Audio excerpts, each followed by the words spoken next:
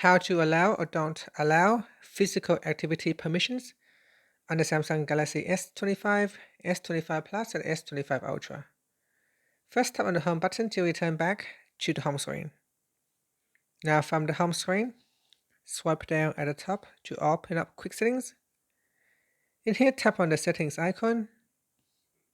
Next, we then scroll down and tap on security and privacy. After that, scroll down, then tap on more privacy settings.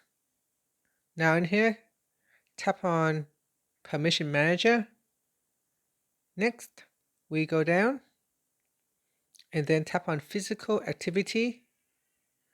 From here, tap on the app that you want to grant or deny permission.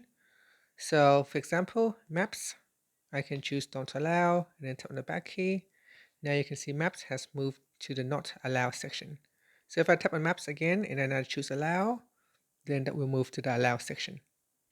And that's it. Finally, tap on the home button to return back to the home screen. Thank you for watching this video. Please like and subscribe to my channel for more videos.